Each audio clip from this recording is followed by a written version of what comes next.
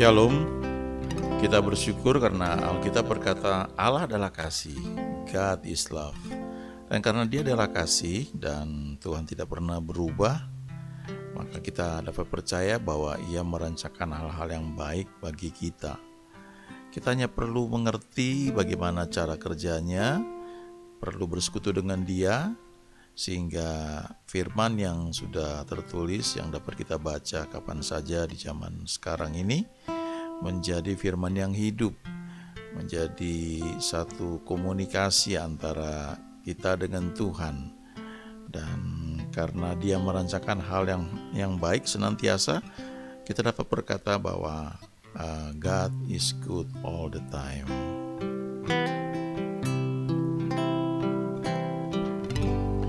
Roh Kudus hadir di sini,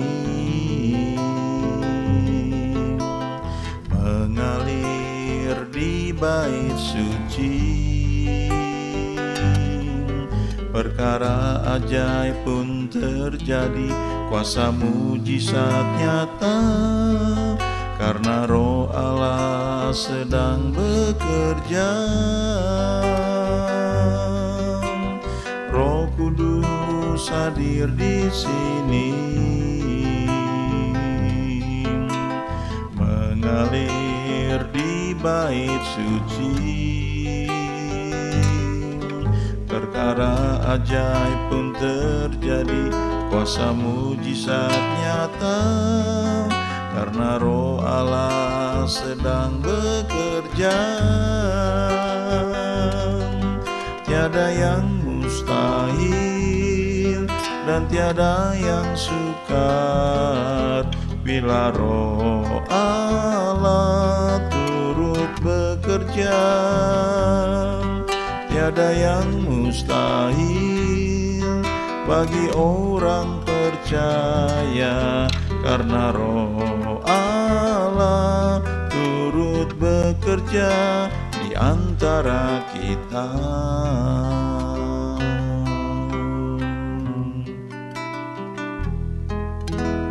Roh Kudus hadir di sini, mengalir di bait suci. Perkara ajaib pun terjadi, kuasa mujizat nyata, karena Roh Allah sedang bekerja. Tiada yang mustahil dan tiada yang sukar bila Roh Allah turut bekerja. Tiada yang mustahil bagi orang percaya, karena Roh Allah turut bekerja di antara kita. Tiada yang mustahil dan tiada yang sukar bila Roh Allah turut bekerja. Tiada yang mustahil bagi orang percaya, karena Roh Allah turut bekerja di antara kita. Karena Roh Allah turut bekerja, karena Roh Allah turut bekerja, karena Roh Allah turut bekerja di antara kita.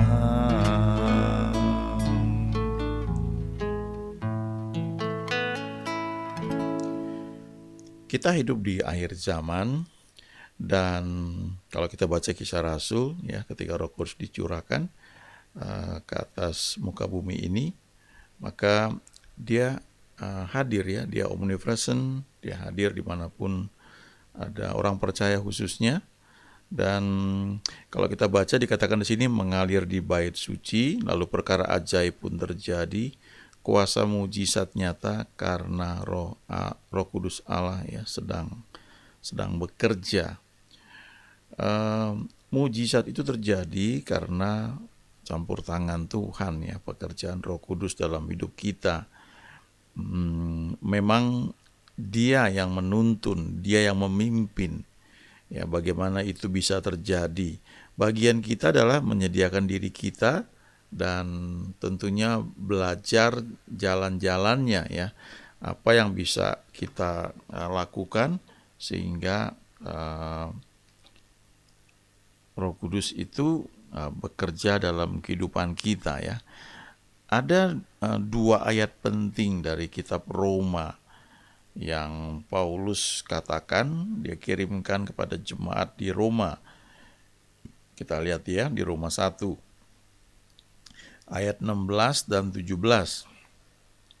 Sebab aku mempunyai keyakinan yang kokoh dalam Injil, karena Injil adalah kekuatan Allah yang menyelamatkan setiap orang yang percaya. Pertama-tama orang Yahudi, tetapi juga orang Yunani. Sebab di dalamnya nyata kebenaran Allah yang bertolak dari iman dan memimpin kepada iman. Seperti ada tertulis, orang benar akan hidup oleh iman. The just shall live by faith ya, itu terjemahan bahasa Inggrisnya. Nah, Paulus mau katakan di sini bahwa dia mempunyai keyakinan yang kokoh. Kalau kita baca di terjemahan bahasa Inggris ya, dikatakan bahwa dia tidak malu ya dalam memberitakan Injil itu, karena dia punya keyakinan yang kokoh, yang kuat sekali bahwa Injil itu adalah kekuatan Allah yang menyelamatkan. Nah, ini menarik sekali kalau dikatakan Injil itu adalah kekuatan Allah. Jadi dengan kata lain, mujizat atau sesuatu yang terjadi karena kekuatan Allah itu ada di dalam Injil ya, atau kabar baik ya, gospel ya, dikatakan seperti itu. Kata kekuatan Allah yang menyelamatkan, kata kekuatan itu adalah the power ya of God. Kata kekuatan itu dalam bahasa aslinya dunamis. Ya, dari situ muncul kata salah satunya kata dinamit ya. Ada power. Itu power atau kekuatan untuk melakukan mujizat. Tapi juga berarti kekuatan moral ya, excellence of soul ya, jadi jiwa yang excellent ya, yang bagus, yang baik sekali ya. Banyak beberapa terjemahan kalau kita lihat dari kamus Alkitab ya, kata dunamis itu diterjemahkan sebagai kekuatan atau kemampuan ya, untuk membuat mujizat, untuk juga untuk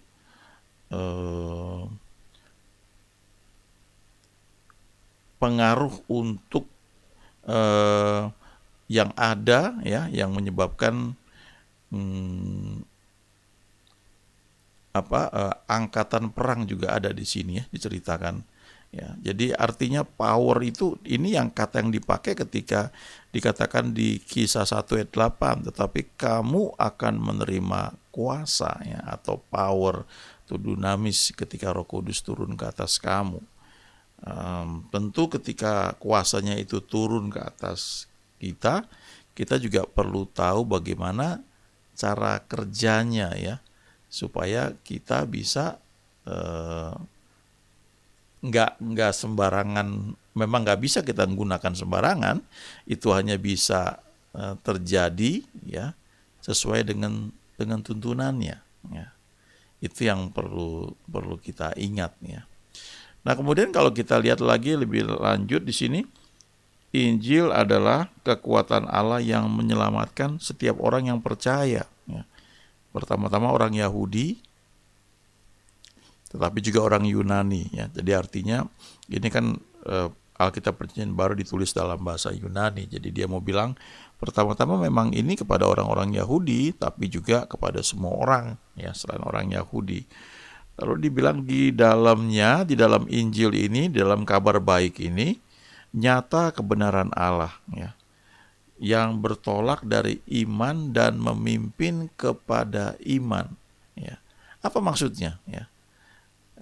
Sangat baik kalau kita bisa melihat, ya, beberapa terjemahan, sehingga itu menolong kita melihatnya dari beberapa sudut pandang. Ya. Ketika dikatakan bahwa di dalam Injil ini nyata kebenaran Allah, ya,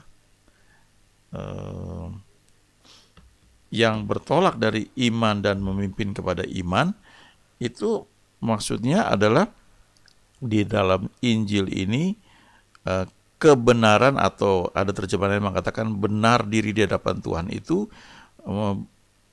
bertolak dari iman dan memimpin kepada iman.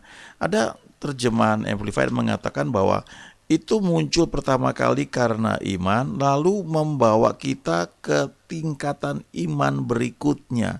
Jadi seperti anak tangga, ya. Dengan cara seperti itu, jadi kita ini memang seharusnya memang bergerak dari iman dan meningkat kepada iman berikut lagi, dan meningkat kepada iman berikut lagi, dan itu menggenapi apa yang dikatakan di Perjanjian Lama sebelumnya, bahwa orang benar akan hidup oleh iman, ya. The just shall live by faith, ya. Atau ada lagi terjemahan yang mengatakan orang yang dibenarkan karena iman, orang yang dibenarkan statusnya, posisinya di hadapan Tuhan karena iman, orang itu juga akan hidup dengan iman, ya. Nah, kalau kita ngomong apa itu iman, ya kita perlu lihat definisi di Alkitab, ya. Ibrani 11 ayat 6, iman adalah dasar dari segala sesuatu yang kita harapkan dan bukti dari segala sesuatu yang tidak kita lihat, ya. Yang tidak kita lihat artinya nggak bisa dilihat dengan panca indera kita, ya, dengan mata kita, nggak bisa didengar dengan telinga kita, tidak bisa dirasa dengan kulit kita atau dikecap, ya. Kita nggak bisa tangkap dengan indera kita itu, ya.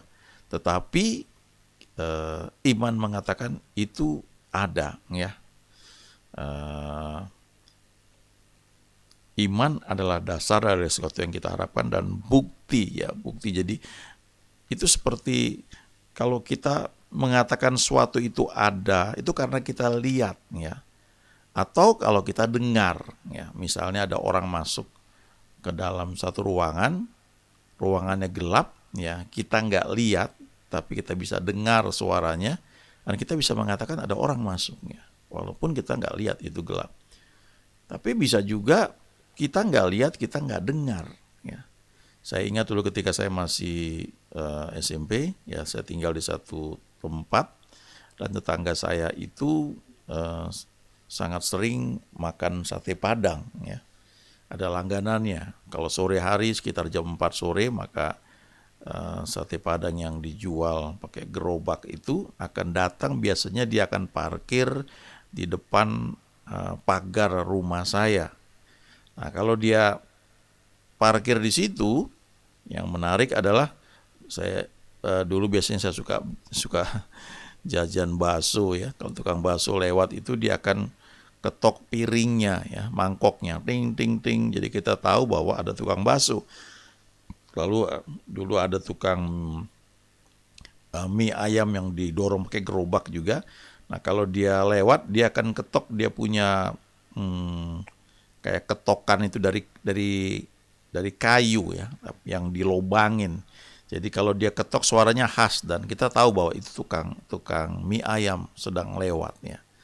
Nah kalau sate Padang ini uniknya, kita nggak lihat dia ya, kira-kira jam 4 sore itu, nanti begitu dia sampai di depan pagar rumah saya, dia parkir di situ, dia nggak ketok piring ya, dia nggak bilang sate Padang, nggak, tapi yang dia buat adalah dia ambil sedikit bumbu, lalu dia masukkan ke dalam tempat pembakaran satenya, dan dia kipas-kipas itu ya.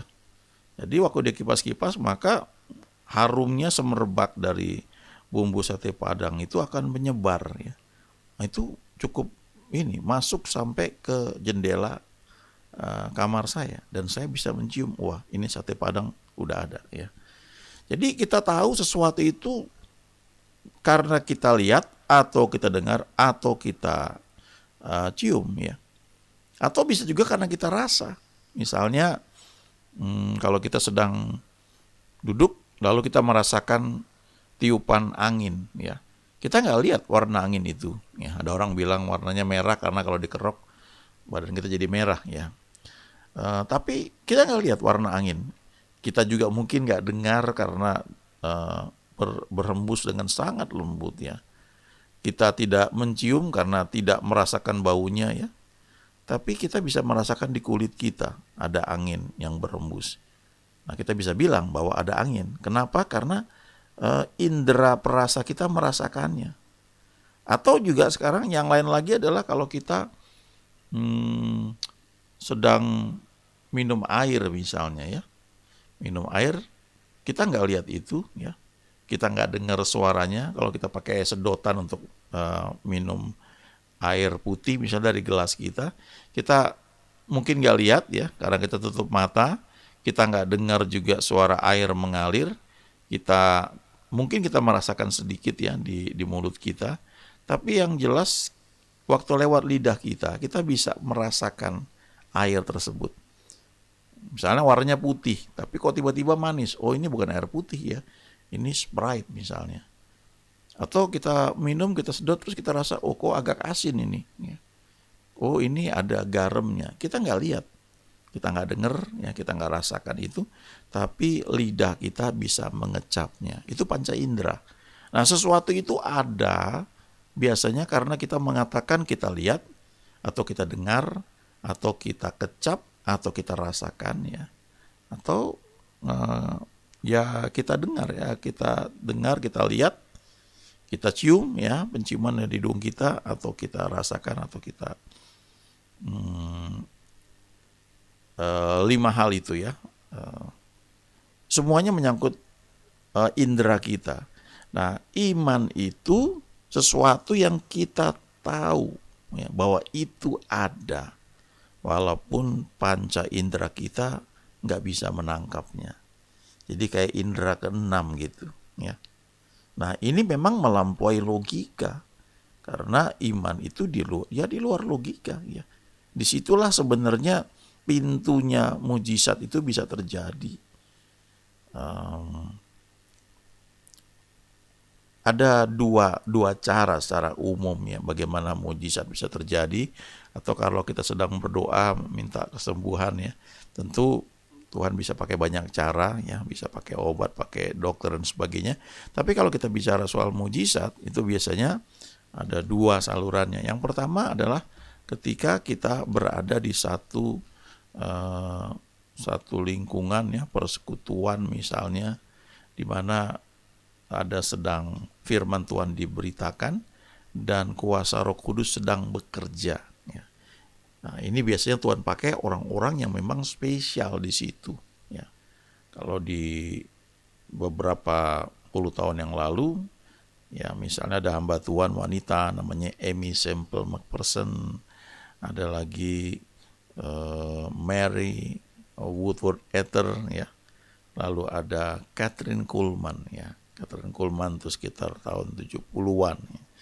Ini seorang hamba Tuhan, evangelis, dikatakan dia healing evangelis ya. Dia khotbah ya, dia akan ajak jemaat yang hadir menyembah Tuhan. Dan ketika dia menyembah Tuhan, dia menyembah dengan sepenuh hati ya. Kalau lihat videonya di YouTube ya, itu banyak rekamannya. dia akan menyanyi dengan lagu-lagu yang khas ya pada zaman itu, dan lagu-lagu tersebut selalu dia nyanyikan ya. Ya, misalnya dancing my soul, my Savior God's to be, nah kayak begitu. Ya, itu seringkali dinyanyikan. Nah, waktu dia nyanyi seperti itu, dia bergerak dalam tuntunan Roh Kudus, maka tiba-tiba ada orang-orang yang disembuhkan. Ya, dan itu kesembuhannya spektakuler. Medis nggak bisa menceritakannya. Bagaimana mungkin orang yang datang di kebaktian dengan kursi roda tiba-tiba bisa berdiri dan bisa sembuh total ya. Ada orang-orang buta misalnya. Saya pernah dengar satu kesaksian ya, hamba Tuhan yang melayani di Afrika. Dia hadir dalam kebaktian di tempat tersebut, dan di samping dia ada satu orang yang dia cerita, dia bilang, I was blind, saya buta waktu saya datang di kebaktian ini, tapi kemudian dia katakan, now I can see. Ya. Mujizat terjadi. Ya. Jadi memang ada ya pekerjaan Roh Kudus yang seperti itu, dan Tuhan memakai hamba-hambanya yang spesial bergerak di sana, tapi kesembuhan atau mujizatnya itu nggak bisa dikontrol ya. Hamba Tuhannya ini hanya memberitakan tentang Tuhan ya. Dia ceritakan bahwa Yesus Tuhan yang menjadi manusia datang menebus setiap orang yang percaya kepadanya ya, dan dibenarkan ya menjadi anak-anak Allah. Lalu dia akan ajak jemaat menyembah Tuhan, meninggikan nama Tuhan. Lalu healing itu terjadi ya. Kadang-kadang seringkali si hamba Tuhannya akan ngomong ya, terjadi di sebelah sana ada mujizat, ada orang sakit jantung disembuhkan ya, ada orang buta disembuhkan, kira-kira seperti itu. Dia coba mengucapkan itu dan mujizat itu terjadi ya. Apa yang perlu kita lakukan ya kalau kita ingin menerima sesuatu dari Tuhan dengan cara seperti itu ya, ya kita datang ke kebaktian seperti itu ya.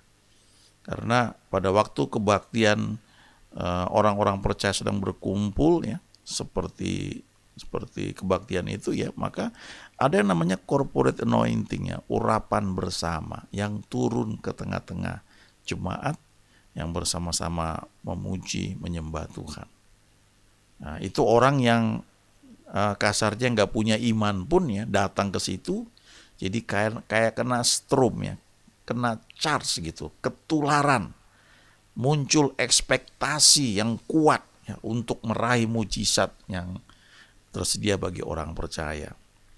Nah itu cara pertama ya, dan memang itu tersedia ya bagi kita yang mau, tapi Tuhan memang pakai orang-orang yang dia sudah bentuk sekian lama ya untuk sampai di posisi seperti itu.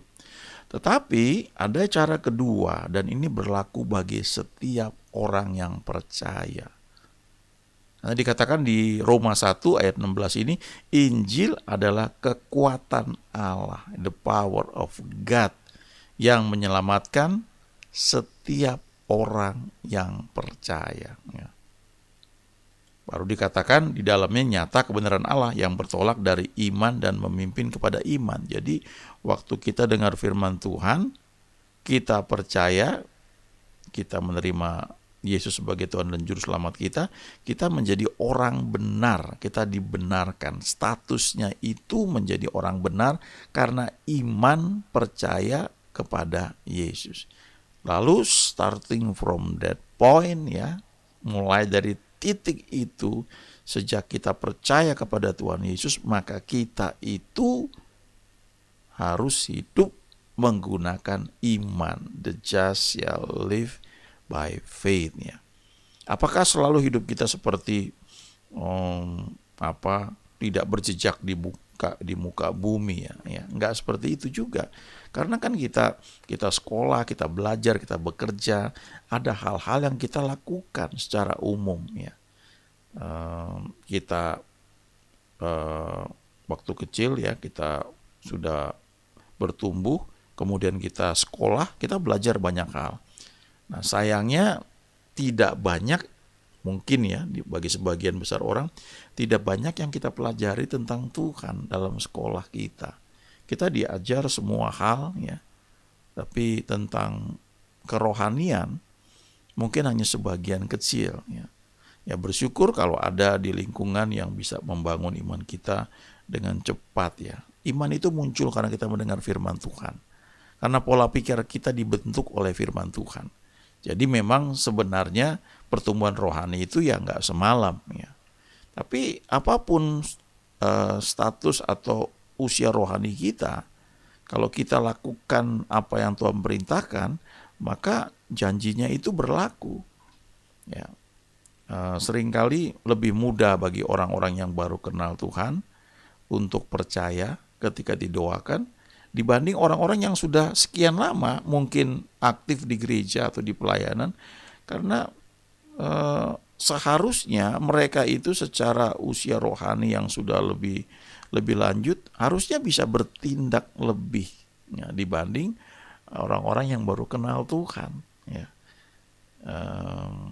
Kayak dalam satu keluarga ya, ada satu anak masih kecil, maka orang tuanya akan membantu anak ini untuk makan, untuk berjalan, untuk minum, untuk mandi dan sebagainya. Tapi ketika dia mulai bertumbuh dewasa, maka segala sesuatu step by step harus dia lakukan sendiri.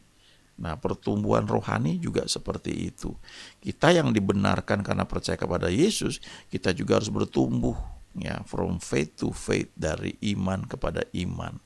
Kita semakin bertumbuh kenal Dia dan kita gunakan iman yang muncul di hati kita itu untuk setiap bagian kehidupan kita. Ya, bagi contoh praktis begini misalnya ya, kita bekerja, kita dapat gaji, itu kan hal yang wajar sekali. Ya, semua orang tentu menerima hal itu. Nah, sebagai orang percaya kita bisa tambahkan kehidupan iman kita dalam dunia pekerjaan kita, melibatkan Tuhan di sana. Bagaimana caranya? Ya, misal dalam doa kita berkata, Tuhan terima kasih, karena aku bekerja di sini, aku percaya anugerah-Mu yang mampukan aku, sehingga aku bisa menghasilkan sesuatu yang baik, dan aku terima penghasilan setiap bulan sebesar sekian, setiap tanggal, setiap akhir bulan ya. Nah, itu kita membawa hidup kita untuk mengakui Tuhan itu di dalam kehidupan kita ya. Dulu waktu saya kuliah ada kakak kelas yang sekarang bercanda bilang, kenapa mesti berdoa sih? Saya makan, saya nggak berdoa waktu makan pun saya kenyang juga, sama juga. Ya.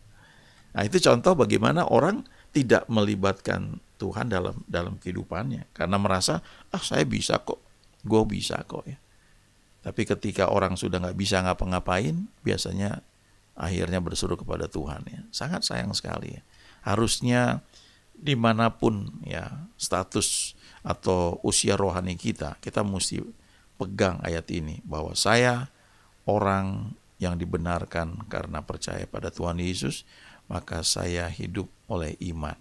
Saya bekerja, saya dapatkan gaji, tapi saya mengakui bahwa gaji itu boleh saya terima karena Tuhan yang bekerja dalam hidup saya.